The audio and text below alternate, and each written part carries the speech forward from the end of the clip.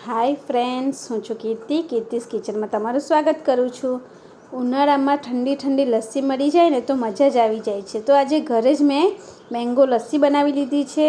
આ શરીરમાં તમને બહુ જ ઠંડક આપે છે। તો ચાલો જોઈ લઈએ આપણે મેંગો લસ્સી ઘરે કઈ રીતે બનાવવી। એ ઝટપટ અને ફટાફટ બની જાય છે। એના માટે મેં અહીંયા એક વાટકી મેંગો કેરીના ટુકડા લઈ લીધા છે અને 3 ચમચી જેટલી ખાંડ લઈ લીધી, 3 થી 4 ચમચી, અને 1 વાટકી જેટલું મોડું દહીં લઈ લીધું છે। તમારું દહીંમાં ખટાશ હોય ને એ પ્રમાણે તમારે ખાંડનો ઉપયોગ કરવાનો। હવે એક મિક્સર જાર લઈ લઈશું અને એની અંદર આપણે કેરીના ટુકડા એડ કરી દઈશું। પછી એની અંદર આપણે જે 1 વાટકી દહીં લઈ લીધું છે ને એને પણ એડ કરી દઈશું। ઉનાળાની સિઝનમાં કેરી તો આવતી જ હોય છે, તો તમે ઘરે જ આ મેંગો લસ્સીની મજા માણી શકો છો। હવે મેં 3 થી 4 ચમચી જેટલી ખાંડ એડ કરી દીધી છે। હવે આપણે એને બંધ કરી લઈશું અને થોડા બરફના ટુકડા પણ એડ કરી દેવાના છે અંદર। પછી આપણે એને બંધ કરી દેવાનું છે।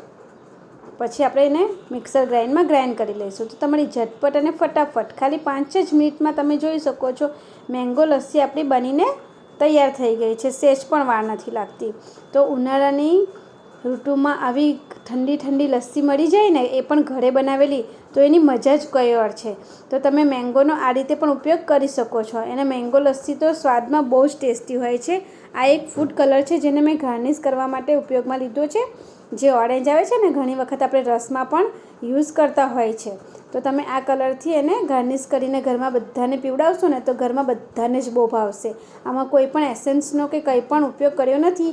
આ ઘરે ઝટપટ અને ફટાફટ મેં બનાવી લીધી છે। અને થોડા અહીંયા આપણે મેંગોના ટુકડા પણ લઈ લીધા છે। તમે જોઈ શકો છો કેટલી સરસ ઉનાળાની ઋતુમાં કેરી તો આવતી જ હોય છે, તો મેંગો લસ્સી ઘરે જ બનીને તૈયાર થઈ ગઈ છે। તો તમે એકવાર જરૂર ટ્રાય કરજો અને મને જરૂરથી કોમેન્ટ કરજો કે તમને આ મારી મેંગો લસ્સી કેવી લાગી। જો તમને મારો વિડીયો ગમે તો મારા વિડીયોને લાઇક, શેર, કમેન્ટ અને મારી ચેનલને સબસ્ક્રાઈબ કરવાનું ના ભૂલતા। Thank you, by.